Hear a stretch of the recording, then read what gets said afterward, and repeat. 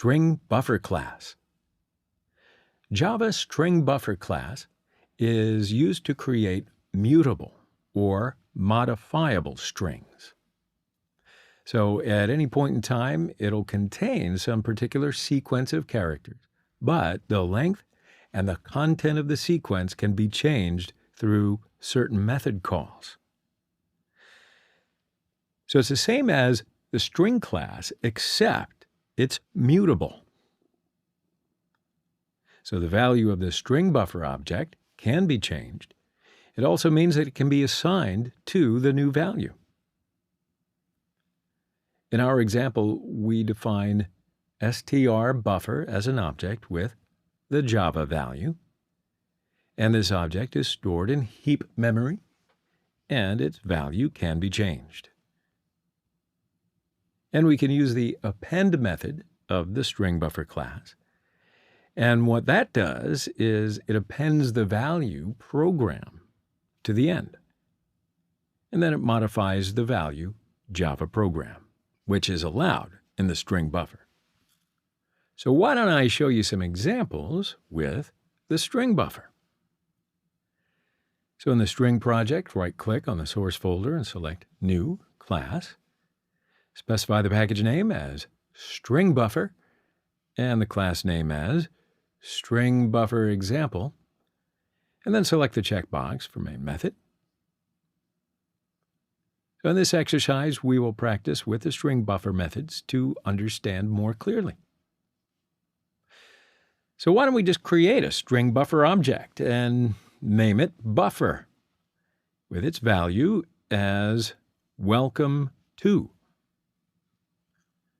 And then we use the append method to append the value Java. So the append method always adds these characters at the end of the buffer. Now, StringBuffer objects are mutable, as we were talking about before. That means they're changeable. So, after the append operation, the object buffer points out, "Welcome to Java."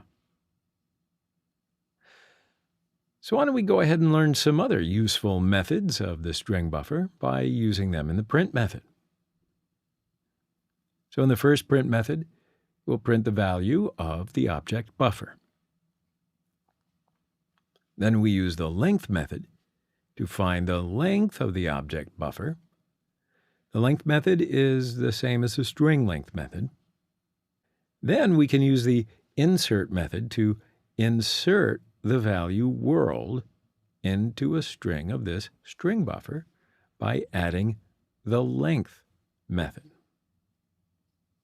The insert method adds the characters at a specified point. So we used the length method of the buffer as a specified point. So the value world will be added to the end of the buffer. Make sense? Then we use the reverse method to reverse the value of the StringBuffer object.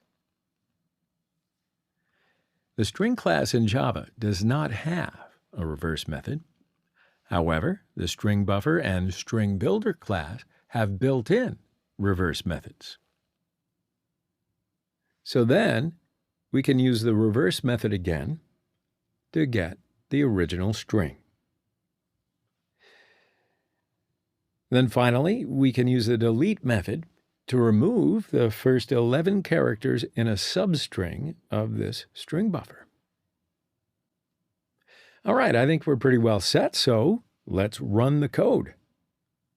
And you can see the results in the console. The new value of the buffer object is welcome to Java. The length of the buffer object is 15. Then after the insert method, the new value of the buffer object is welcome to Java world. And then after the reverse method, for the last value of the buffer object, the reversed string is displayed. So we used the reverse method again to get the original string. The original value of the buffer object is displayed.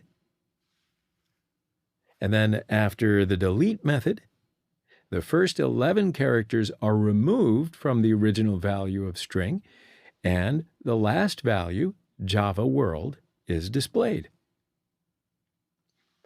So yeah, in this lecture, we did some pretty fun examples to understand the StringBuffer methods. And the StringBuffer class also has a whole bunch of methods.